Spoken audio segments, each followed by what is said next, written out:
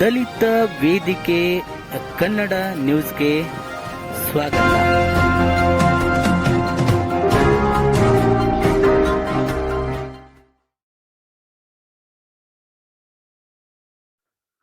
ಮುಧೋಳ ನಗರದ ಬಸ್ ನಿಲ್ದಾಣದಲ್ಲಿ ಅಬಕಾರಿ ಸಚಿವ ಆರ್.ವಿ. ತಿಮ್ಮಾಪುರ್ ಮತ್ತು ಕಾಂಗ್ರೆಸ್ ಪಕ್ಷದ ನಾಯಕರು ಗ್ಯಾರಂಟಿ ಯೋಜನೆ 2 ವರ್ಷ ಯಶಸ್ವಿ ಕಾರ್ಯಕ್ರಮ ಸಂಭ್ರಮಾಚರಣೆ ಆಚರಿಸಿದರು. ಪಂಚ ಗ್ಯಾರಂಟಿ ಯೋಜನೆಯಲ್ಲಿ ಶಕ್ತಿ ಯೋಜನೆ ಅತ್ಯಂತ ಯಶಸ್ವಿಯಾಗಿದೆ ಎಂದು ಸಂತೋಷ ವ್ಯಕ್ತಪಡಿಸಿದರು.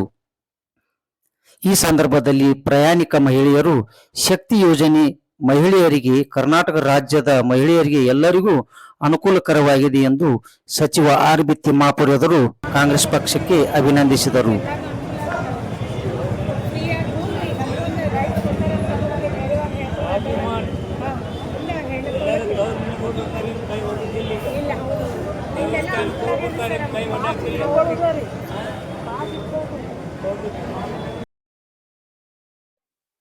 ಈ ಸಂದರ್ಭದಲ್ಲಿ ಮಾತನಾಡಿದ ಅಬಕಾರಿ ಸಚಿವರು, ಕರ್ನಾಟಕದ ಮಹಿಳಾ ಮನೆಗಳು ಶಕ್ತಿ ಯೋಜನೆ ಸದುಪಯೋಗ ಸರಿಯಾಗಿ ಪಡೆದುಕೊಳ್ಳಲಿ ಎಂದು ಆಶಿಸಿದರು. ಪಕ್ಷದ ಕಾರ್ಯಕರ್ತರು ಮತ್ತು ಪ್ರಯಾಣಿಕರು ಸಿಹಿ ಹಂಚಿ ಸಂಭ್ರಮಾಚರಣೆಯಲ್ಲಿ ಪಾಲ್ಗೊಂಡಿದ್ದರು.